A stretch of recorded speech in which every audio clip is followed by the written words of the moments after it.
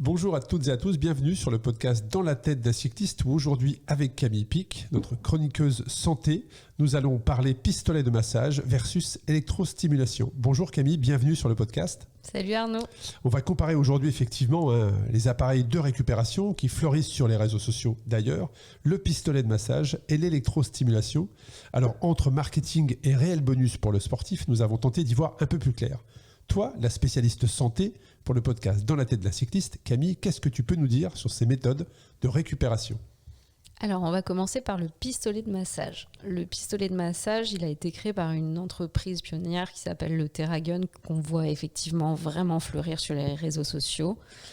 Ça a été créé en 2008, mais officiellement lancé en 2016. En fait, le fondateur est chiropracteur et lui, il a eu des blessures. Je crois qu'il a eu un grave accident de moto et suite à ça, il n'arrivait vraiment plus à soulager certaines de ses douleurs. Et du coup, il a lancé des recherches, des développements autour des thérapies par percussion et il a développé un premier outil qui s'adressait aux pros.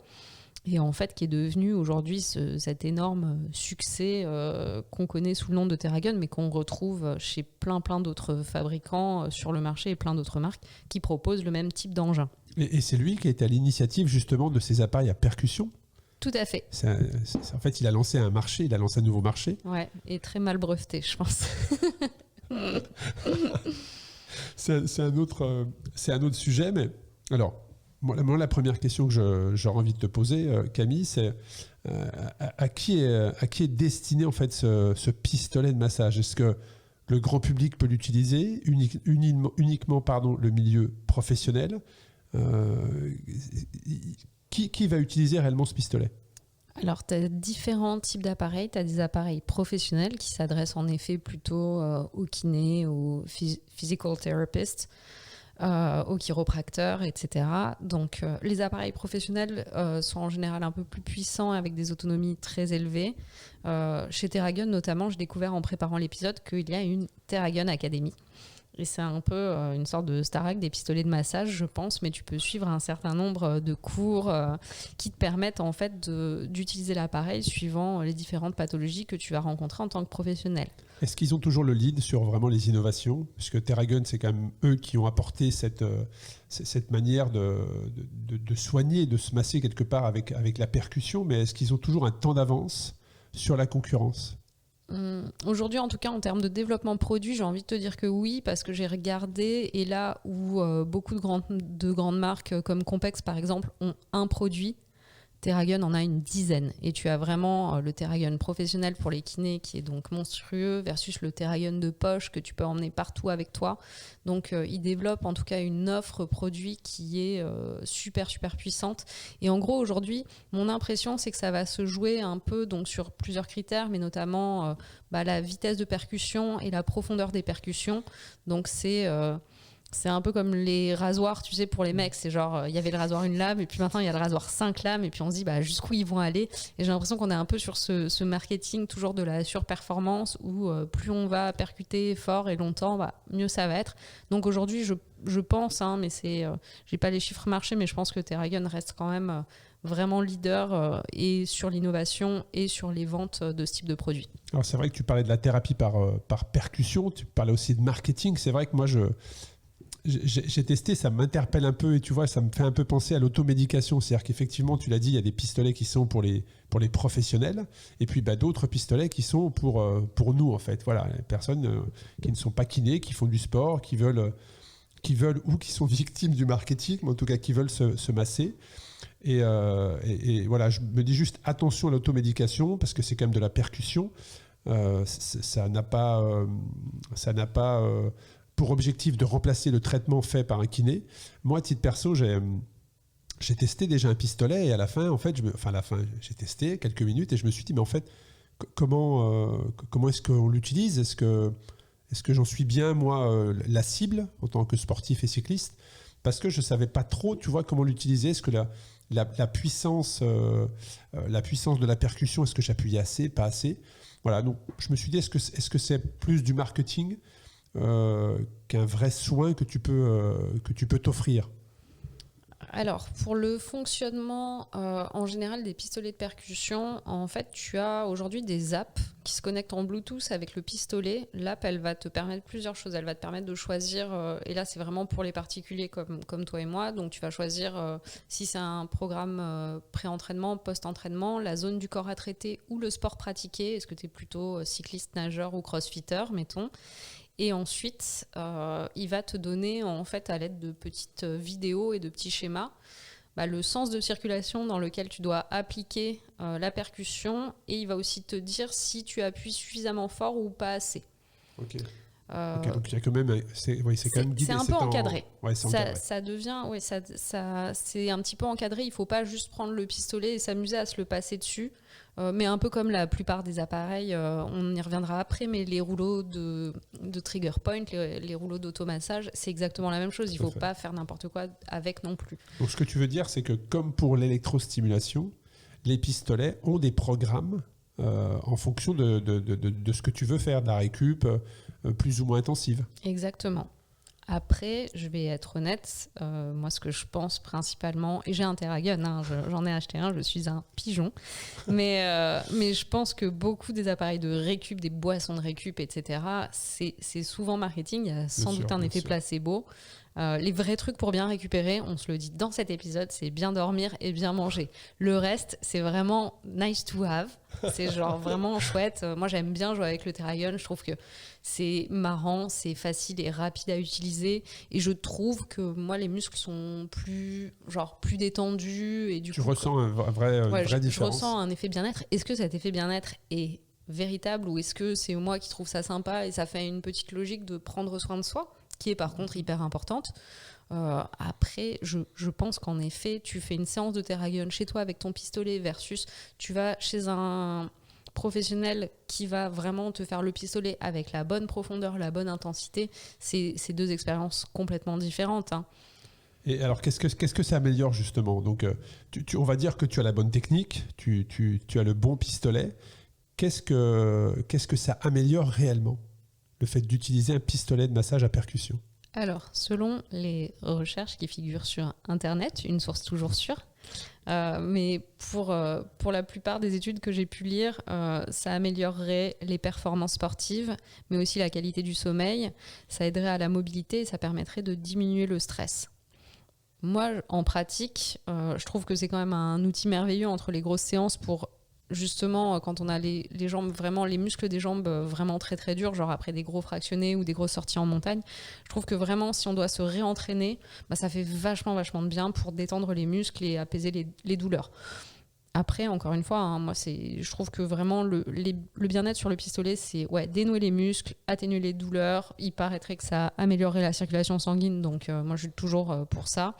Et ça peut aider aussi à optimiser les exercices d'échauffement si on l'utilise avant. Voilà, c'était exactement ma question en fait. Est-ce que ça peut s'utiliser avant et non pas uniquement après pour détendre un muscle qui a travaillé, mais tu peux l'utiliser en amont de l'effort que tu vas faire. Ouais, tu as des petits programmes pareil dans l'app qui te disent est-ce que tu es en pré ou post-training et du coup tu peux l'utiliser pour échauffer le muscle. Après, encore une fois, à quel point ça échauffe le muscle versus un vrai échauffement traditionnel, moi je pense que encore une fois, c'est sympa de l'avoir. Ça ne veut pas dire qu'après, on peut partir bille en tête parce qu'on a fait 60 secondes de TerraGun avant de se lancer, quoi. Et est-ce que tu ressens, toi qui l'utilises, est-ce que tu ressens, ou est-ce qu'il y a des études sur ça, en tout cas, après combien de séances on ressent les effets d'un pistolet à percussion ? Normalement, c'est instantané. C'est vraiment, après la séance, on doit sentir une différence notable. Et ça dure 30 à 60 secondes, on doit sentir les muscles un petit peu relâchés. Voilà, donc normalement ça va assez vite, il n'y a pas besoin de beaucoup de séances pour sentir la différence. Et si on avait à faire ressortir justement sur les pistolets de massage à percussion les avantages ou les plus et les moins qui pourraient être des inconvénients, mais ça serait quoi, Camille ? Alors, la pression est quand même plus puissante de celle des doigts d'un masseur. Donc si on aime les massages très profonds, c'est un bon outil pour ça. Moi, je sais que oui, c'est le seul type de massage que j'aime bien. Donc, du coup, c'est pour ça qu'aussi l'idée du TerraGun me plaisait beaucoup. Ça permet de décontracter les muscles profonds. C'est assez ergonomique comme outil, même si c'est assez massif. Donc du coup, on peut quand même se l'appliquer à peu près partout, y compris dans le dos et sur les trapèzes. Moi, je sais que j'arrive à le faire. Il y a des têtes interchangeables sur les pistolets pour les différents endroits qu'on vient traiter. On n'utilise pas la même chose sur les gros muscles des cuisses. Et par exemple, dans les mains, pour les douleurs articulaires, moi, je le fais dans les mains et c'est des beaucoup plus petits embouts. C'est quoi? C'est des mousses en fait, non? Ouais, Plus ou moins durs en plus ou moins fonction. gros ou petits. T'en as des coniques, t'en as des ronds. Et du coup, suivant la zone que tu vas traiter, tu choisis ton embout. Donc ça marche plutôt pas mal. Et tu peux vraiment l'utiliser. Enfin, à part sur les articulations, mais sinon ça marche sur toutes les zones du corps en fait. C'est vrai qu'on trouve sur le marché pléthore de pistolets. Quels seraient les aspects peut-être négatifs, s'il y en a? Est-ce que ça marche vraiment pour la récupération? Qu'est-ce qui prouve? Parce Comment que le mesurer, c'est ça, j'ai en fait, que creusé tu veux un dire. peu les études. Bon, après, c'est assez récent, hein, c'est sur le marché depuis 2016. Et globalement, à part les gens qui fabriquent des pistolets à percussion, personne n'a grand intérêt à montrer de manière indépendante que ça fonctionne très bien. C'est un peu le problème de toute la littérature scientifique autour de la récupération, c'est que souvent les études sont sponsorisées par les fabricants de compléments alimentaires ou d'appareils. Donc voilà, moi je me dis encore une fois que si on pense que ça peut marcher, si on aime bien cet effet massage profond, c'est chouette. Est-ce que ça va faire de vous quelqu'un de plus performant sportivement? Je ne suis pas sûre du tout. Bon, en tout cas, vous pouvez choisir. Hein, comme j'ai dit juste avant, il y a pléthore d'équipements qui inondent le marché. Et parmi justement ces pistolets, vous avez différents critères de puissance, d'ergonomie, de poids, d'autonomie, mais aussi de nuisance sonore. Hein. C'est vrai, c'est à partir de 80 décibels où le bruit devient gênant. Et en préparant cet épisode, j'ai été regarder effectivement, et certains sont en dessous de 60 décibels, donc ne sont pas silencieux, mais disons que c'est pas non plus un marteau-piqueur, tu vois, que tu peux avoir entre les mains. Donc ça, c'était la première partie de l'épisode à consacrer au pistolet de massage par percussion versus l'électrostimulation. Et concernant l'électrostimulation, Camille, comment tu pourrais introduire cette partie-là de l'épisode? Alors, avec un petit peu d'histoire. Ouais, contrairement justement, on en parlait, tu vois, le pistolet à percussion c'est très récent. L'électrostimulation, en faisant mes recherches pour cet épisode, j'ai découvert que ça remontait à l'Égypte ancienne. Donc en fait, la technique, c'est de venir contracter le muscle. Hein, c'est ça, c'est des électrodes qui viennent contracter le muscle. Exactement. Et en fait, on a trouvé une description d'une technique sur des tablettes en pierre qui consistait à utiliser les décharges électriques produites par des poissons électriques pour soulager la douleur. Donc c'était utilisé également à l'époque de Socrate pour soulager les douleurs arthritiques et les maux de tête. Donc c'est vraiment, là pour le coup, je pense qu'on peut se parler d'une méthode ancestrale parce qu'on s'est toujours dit, l'être humain, c'est plus ou moins, dit depuis 2500 ans avant Jésus-Christ, que c'était une bonne idée de s'envoyer des décharges d'électricité dans les muscles. Et je crois même, dans ce que tu as préparé, c'est que en URSS, eux avaient tout de suite compris l'intérêt de l'électrostimulation pour préparer des rendez-vous sportifs importants. Tout à fait. En fait, on l'a beaucoup utilisé en médecine avant, au XVIIIe siècle, pour traiter des paralysies ou atténuer des douleurs. Mais il aura fallu attendre 1960 et l'URSS pour que l'électrostimulation arrive dans le milieu sportif. Ça a été les premiers à réaliser que l'électricité pouvait aider à accroître la masse musculaire. Et à l'époque, c'était un secret de dopage qui avait d'ailleurs, il me semble, été partagé avec la RDA à l'époque. Mais c'était vraiment... Par hasard. Ouais. Donc c'est quand même fou de se dire, si on se penche par contre sur l'électrostimulation, il y a énormément d'histoires derrière. Ouais, complètement. Est-ce que tu as testé, toi, l'électrostimulation ? Oui, moi j'ai déjà testé avec un petit device qui s'appelle BlueTense, et j'ai testé, j'ai trouvé ça. Alors, mon avis perso, 2 secondes, moi j'ai trouvé ça chouette, mais par contre c'est hyper long de faire les séances. En fait, il faut rester à un endroit. Oui, il faut rester immobile. Ouais, et ça, vu que c'est pas mon plus grand talent, j'ai pas fait. Toi, t'as déjà testé ? Ouais, moi j'ai testé. Alors c'était Compex il y a quelques années. Effectivement, donc tu disposes tes patchs sur les différents groupes musculaires que tu veux soit faire travailler, soit récupérer, soit échauffer. Et c'était plutôt efficace. Mais très clairement, ça ne remplace pas une séance. Tu sais, tu as des programmes de musculation. Alors ça, je pense qu'il faudra avoir un expert qui en parle, mais je ne suis pas certain que ça remplace une vraie séance de musculation. Ça doit certainement préparer le muscle, par contre, à une séance, mais je ne sais pas réellement. Il faudrait demander vraiment un professionnel ou un chercheur son avis sur ça. Mais par contre, ce que j'ai testé, c'est il y a 6 ou 7 ans. Ça arrivait sur le marché. J'ai testé l'électrostimulation, mais sur le corps entier. C'est-à-dire que tu mets une combinaison, un petit peu une combinaison en néoprène, mais dans lequel il y a plein de petits capteurs. Okay. C'est la technique Mia Bodytech, justement. Et en fait, tu travailles 20 minutes. Et en fait, tu fais des exercices. C'est comme si tu faisais un petit peu des squats, des choses comme ça, pendant que les électrodes se contractent. Donc, c'est assez bizarre. Ma définition de l'enfer. Voilà, disons que c'est assez bizarre. Au début, tu comprends pas trop, surtout quand tu le fais. Il faut éviter de tendre les bras et les jambes, parce que dès que tu as le courant qui arrive, tac, tu vois, ça te tend les bras comme ça. Et en fait, tu as l'impression d'avoir une énorme crampe. Donc, il faut être prêt. Mais par contre, tu fais 20 minutes et ça équivaut à 4 heures de sport, et tu peux travailler en une seule séance tous tes groupes musculaires. Et là, en quelques séances, très rapidement, tu vois tout de suite l'impact. En tout cas, moi, j'ai vu tout de suite l'impact et j'ai trouvé très efficace, parce que c'est pareil, tu vois, 20 minutes en mouvement, tu ne restes pas immobile, et ça vient pendant que tu fais tes exercices contracter tes bras, tes cuisses. Moi, j'avais demandé à travailler justement les muscles de la nuque pour l'ultra-distance et ne pas souffrir de ça, des problèmes de nuque justement, et ça avait été plutôt très, très, très efficace. Je te conseille, Camille. Ok, je sais pas, j'y réfléchis. Et alors, comme on l'a fait pour le pistolet à massage, quels seraient les avantages et les inconvénients, ou les plus et les moins, de l'électrostimulation ? Ouais, alors en creusant, pour trouver des plus, comme c'est une méthode qui est vraiment ancestrale, on trouve quand même beaucoup plus d'études scientifiques sur ce sujet-là.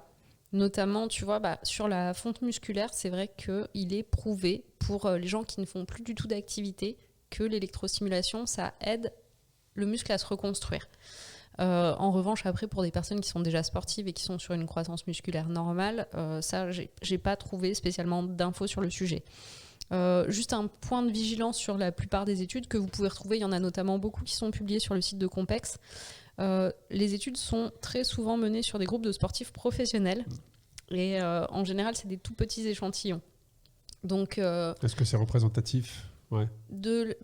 Est-ce que c'est représentatif pour de quelqu'un comme moi, voilà, qui suis sportif amatrice, et est-ce que je vais en tirer les mêmes bénéfices ? Je ne sais pas. Après, ça a le mérite d'exister, et c'est hyper intéressant parce que c'est testé sur une grande variété de sports, et du coup je pense que c'est quand même quelque chose de très ancestral et qui est utilisé depuis longtemps, et ça n'est pas pour moi que du marketing. Il y a forcément des choses qui marchent, et quand on voit le nombre, du coup j'ai épluché le catalogue Compex, c'est monstrueux, et il y a vraiment... ce que tu veux dire, Camille, c'est que Compex dans l'électrostimulation, c'est le Theragun du pistolet massage. En tout cas pour moi, oui. Ouais. Hein, moi c'est pareil, quand tu penses à une marque, tu penses à Compex. Je pense Compex, ouais. Et du coup j'ai vraiment regardé en termes d'innovation, pour en revenir à ce qu'on disait.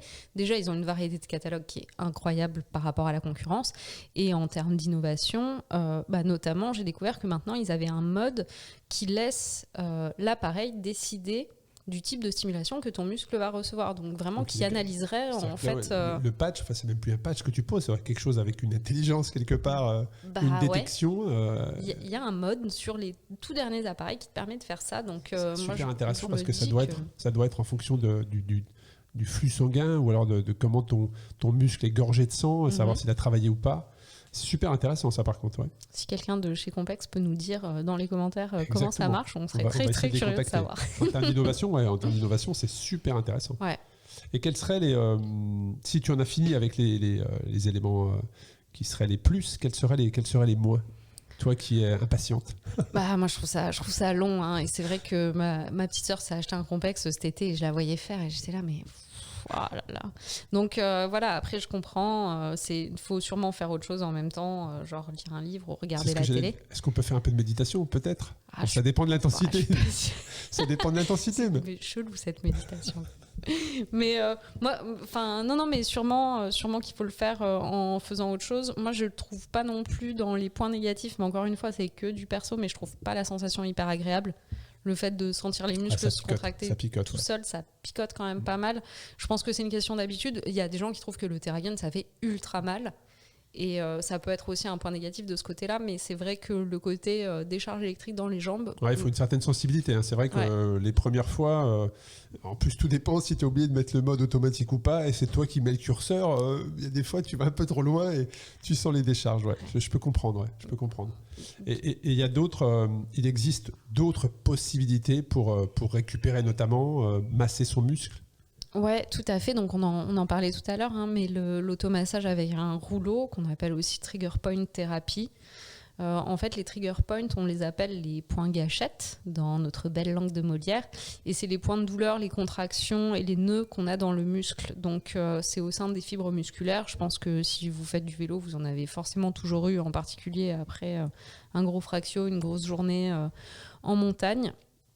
Et du coup, ça crée vraiment de la souffrance dans le corps. Ça peut, donc, quand je vous parle, pareil, tu vois, tu parlais des trapèzes, bah, c'est vrai que c'est une zone en général qui est pleine de points gâchettes, en particulier pour nous cyclistes qui avons cette position un peu particulière, qui n'est pas très naturelle pour le corps humain. Et du coup, l'automassage, donc soit avec un rouleau, soit avec une balle, l'idée, c'est vraiment de venir chercher ce point gâchette, de rester appuyé dessus en soufflant profondément jusqu'à permettre qu'il se dénoue.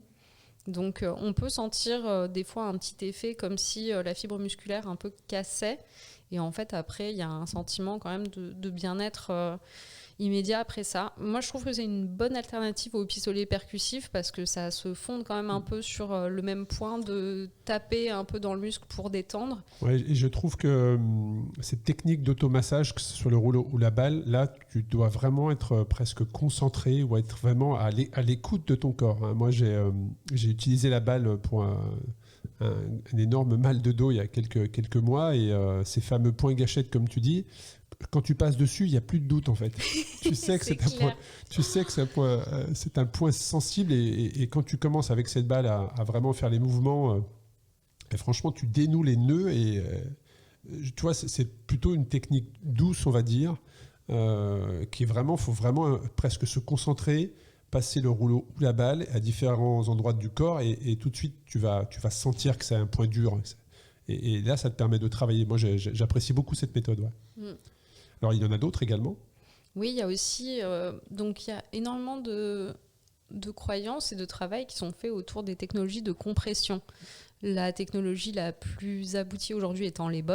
Donc on les voit beaucoup. Ouais. Ouais, et je pense que c'est la prochaine grosse tendance marketing parce que les prix sont quand même en train de descendre de plus en plus. Donc, et on voit énormément d'athlètes qui les mettent en avant, donc je pense que ça va arriver. Mais sur le même principe de compression, on a aussi les leggings, les chaussettes, il y a des cuissards de compression aussi. Il y a vraiment beaucoup de choses qui sont faites là-dessus. Donc l'idée... Parce qu'en fait, c'est quoi ? C'est que tu enfiles ces bottes qui viennent vraiment jusqu'à l'aine, en fait. C'est ça ? C'est pas jusqu'au genou, c'est vraiment toute la jambe qui est dans cette botte. Et à l'intérieur, c'est quoi ? C'est du fluide ou c'est des pressions qui se font par l'air ? C'est des pressions qui viennent vraiment compresser en fait la jambe. Et parce ça que viendrait, la botte est souple, donc c'est qu'elle se remplit il y a du fluide à l'intérieur qui vient masser. Tu vois ce que je veux dire ? C'est une bonne question. Pour moi, c'était plus parce que moi, j'ai testé la pressothérapie, dont tu vas en parler, j'en suis certain, mais ça, je l'ai testé.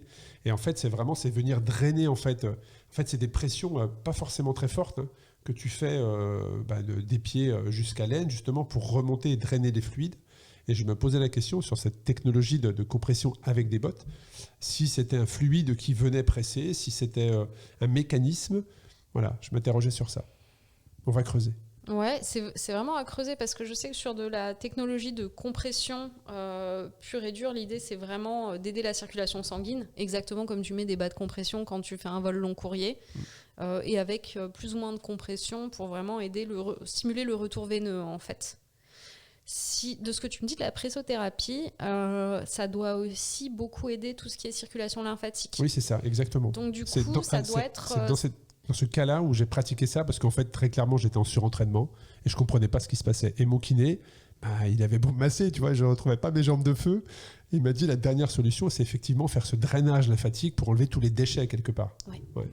Donc, sur ça, c'est assez différent.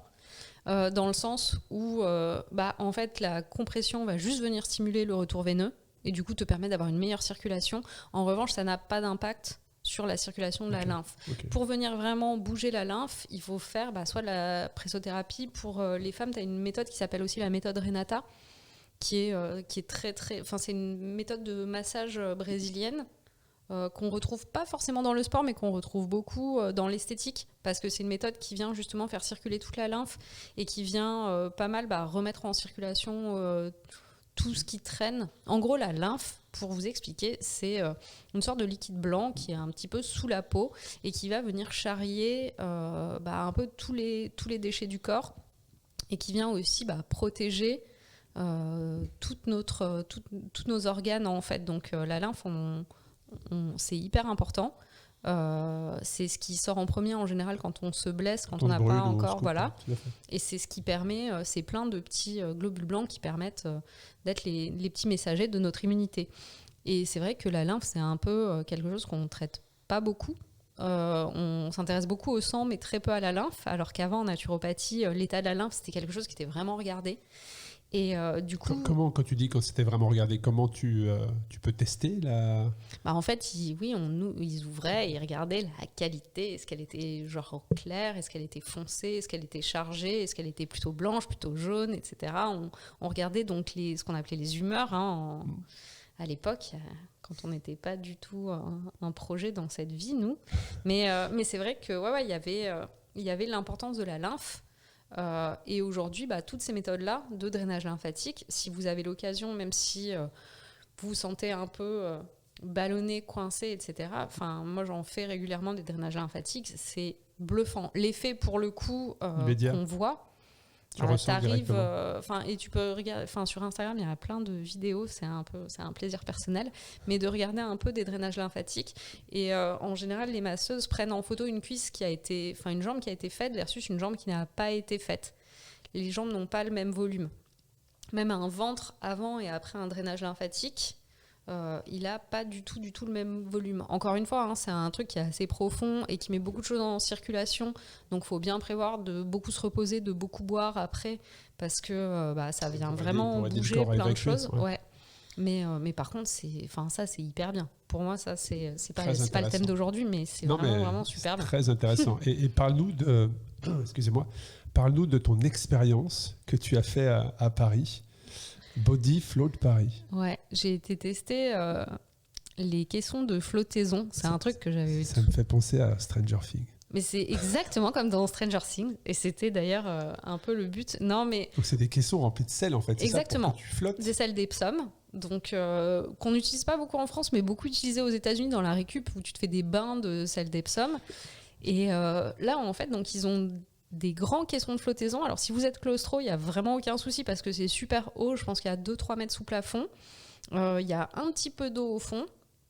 Et il y a énormément de sel d'Epsom. Donc, en fait, tu rentres. Je pense que ça dure 1h30 en tout. Tu rentres, c'est une cabine fermée. Tu fais ça dans l'intimité la plus totale. Tu prends une douche. Tu t'installes dans le bain.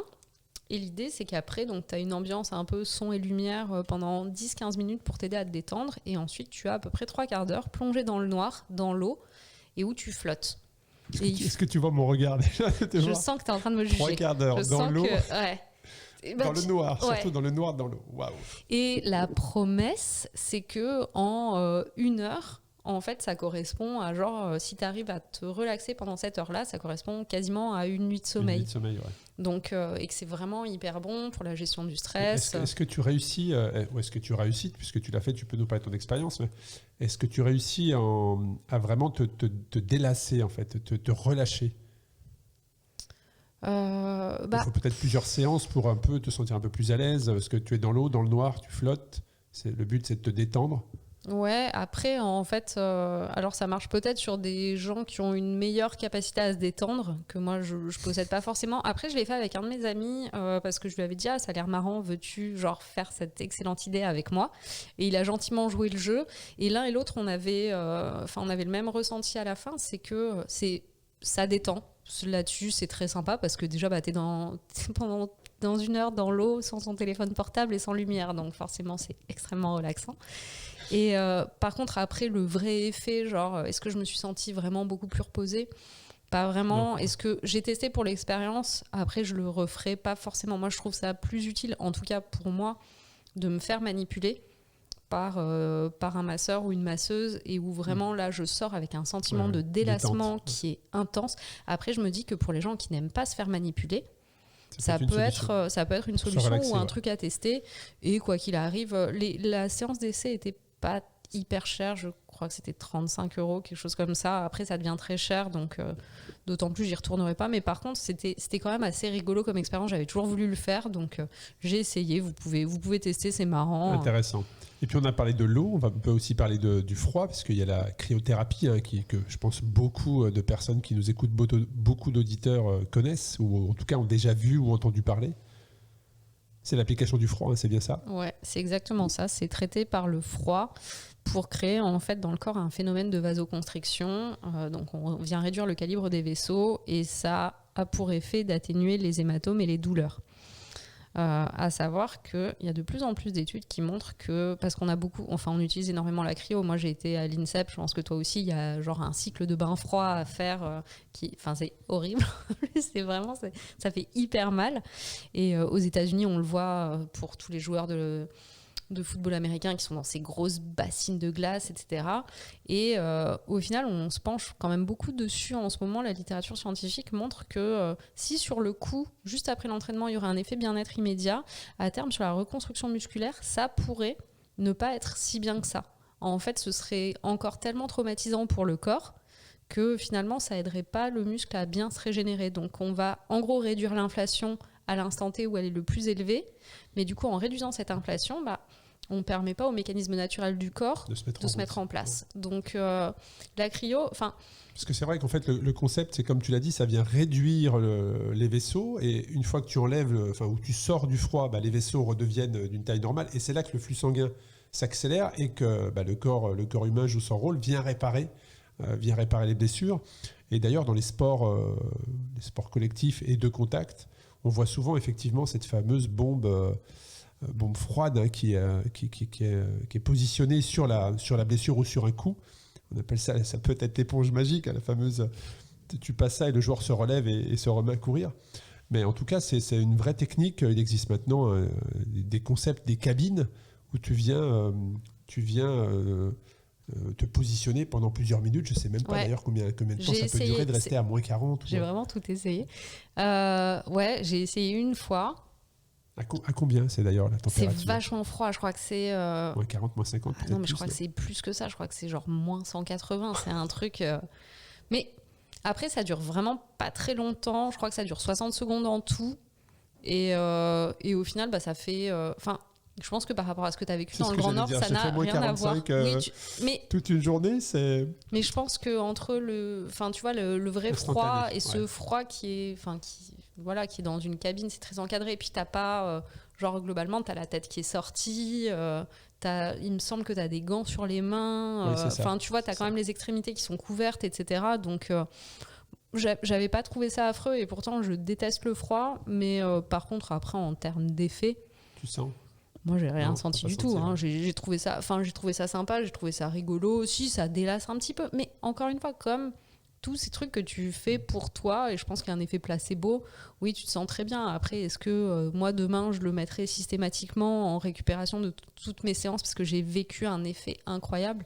Non. C'est sympa à faire, c'est sympa à tester, c'est rigolo. Après, je pense vraiment, ça ne remplace pas une bonne nuit de sommeil, quoi. Bon, en tout cas, je suis convaincu qu'à travers cet épisode, vous avez appris plein de choses. Est-ce que Camille, peut-être tu as un dernier conseil, une dernière astuce à nous partager, peut-être un livre ? Ouais, il y a un super livre sur ce sujet qui s'appelle Good to Go, How to Eat, Sleep and Rest Like a Champion. À mon avis, il est disponible qu'en anglais, mais par contre, c'est incroyable. C'est une scientifique américaine qui s'appelle Chrissy Ashwandon qui a été faire du debunk de tous les grands mythes de la récupération, et ça va du Powerade jusqu'à la cryothérapie en passant par les caissons de flottaison. Donc vraiment, elle a tout testé, elle a fait plein de recherches sur la littérature scientifique qui existait, et vraiment c'est ultra intéressant. Après, ce qu'elle dit, et moi je suis hyper d'accord avec elle, c'est qu'au final, dans la récupération, il y a une grande part de mental. Donc si utiliser un de ces systèmes, ça fait du bien, allez-y. Mais par contre, il ne faut pas oublier que la vraie grande base de la récup, c'est le sommeil. Parfait. Merci beaucoup Camille. Avec plaisir. J'adore ton accent. Franchement, tu as un accent juste parfait. Je veux le même. Thank you. Merci beaucoup. À très bientôt Camille. Merci Arnaud. Bye.